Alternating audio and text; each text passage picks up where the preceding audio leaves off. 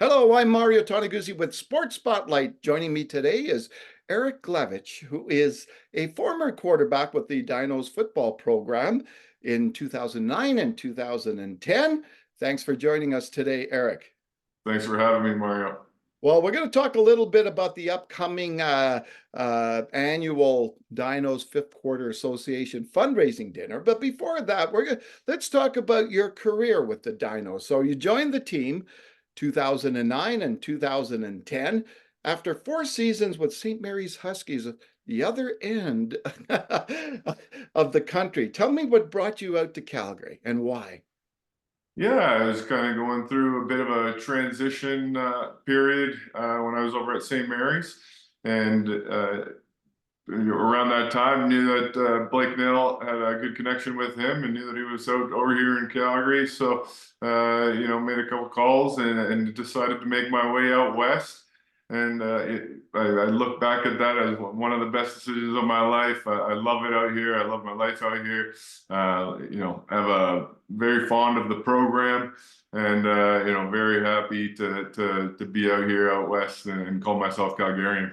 Tell me what at that time when you were deciding to move out west, and specifically, obviously, to U of C, what was it about the program that attracted you, the football program? Yeah, definitely. I mean, you know that they were going through a bit of a transition period, right? The late 2000s, or late 1990s and early 2000s were a bit of a tough period for them. But then, as I said, when kind of Blake jumped in, he was able to turn the program around, and Coach Harris has also done a great job of kind of continuing that on. But I thought that there was always good teams. The culture, everybody that I met from the fifth quarter especially, made it seem like this was the place to be. And once I got here, it kind of felt like there was a good vibe around the team, and we were able to put together a couple great years and take a couple shots at the Vanier. So really, really happy with the overall decision. Now, Eric, you, I think, are maybe still the only university player in Canada to have won 2 Heck-Crichton Awards for separate teams. And Heck-Crichton, for those that don't know, is for the most outstanding player in the country.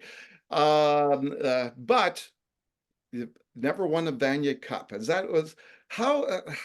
Is that a tough? You're killing me here, Mario. You're killing me. You've been close. You've been there, right? When you look back at your career, what would you say your highlights were?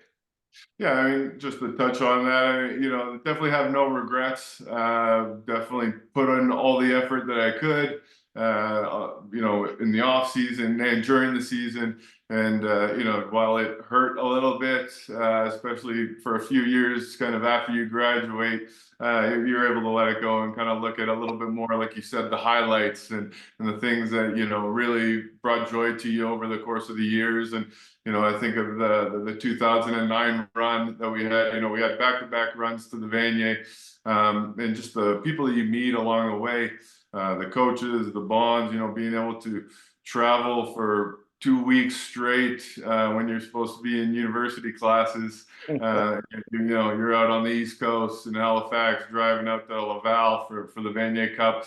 Just those are memories that I think are core memories, ones that I'll never forget. And I'm forever grateful for the opportunities. Now, the Dinos have won several Vanier Cups over the years. First one in 1983. What would you say is the reason for the success of the program and the longevity of it? Like, we're talking like 43 years ago, right? That the first one was won. Yeah, I think, Calgary is a bit of a football hotspot, even especially with some of the older generation, the diehard Stampeder fans, and even as a kid coming from the East Coast, watching CFL games, you could kind of see that McMahon was usually pretty bumping and a good atmosphere to be in.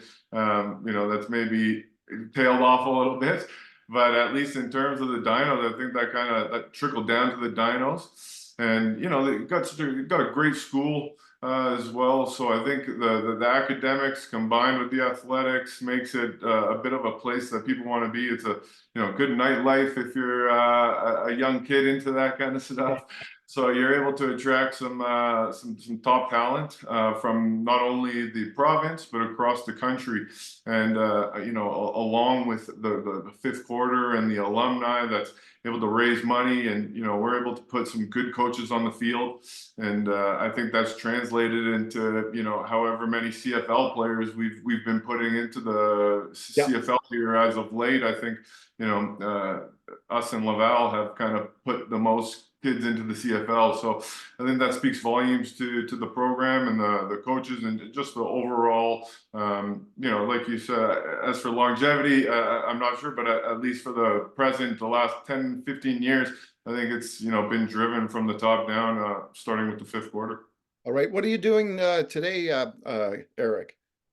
Working. I'm working for as a natural gas trader at a commodity trade shop called Mercuria. Yeah, it's a fun time. It's good. It's exciting for sure. You can't early mornings, but sometimes some early afternoons. So we'll take it.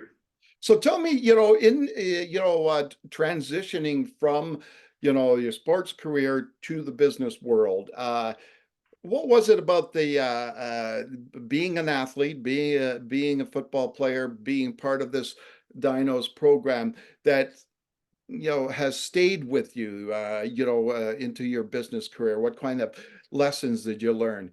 Yeah, I think one of the biggest ones would just be discipline, having to get up for 6 a.m. workouts, eat properly, stay on a proper diet regimen, attend class, make sure that you're keeping your grades up, doing all those kind of things. I think have been the things that I've been able to carry on into into my work life experience. Being a part of a big group, dealing with a lot of different people of different Mhm. cultures, of different backgrounds. I think that has helped quite a bit as well. You're always able to just a little easier to interact with people. So I think Yeah. those would probably be two of the major things for sure. All right, let's talk a little bit about the Fifth Quarter Association. Again, the upcoming fundraising dinner is May 23rd in Calgary. How important is the work that the folks at Fifth Quarter Association do, and especially for the Dinos program? Yeah, I think going back to what I said, I think that the program's success is sort of driven by the fifth quarter. I'm not exactly sure. I'm not going to quote a number on how many dollars they raise, but I know that it's enough to run this program like one of the best programs in Canada. You always look at kind of like a Laval to compare to, and how many paid coaches they have and things of this nature. If you're only able to have one or two paid coaches, that's gonna show in kind of the success on the field and also the success in the classroom. So I think that they've built up a good base. There's lots of people that come and donate and understand what the fifth quarter brings to the not only the program but also the community. And the dinner is one of our largest events, and just being in attendance the past 10 or so years, it's definitely one of the highlights for us alumni who get to get together and see one another. It's not so often that you get to do that as a group, but it's definitely one of the funner nights that most of us look forward to.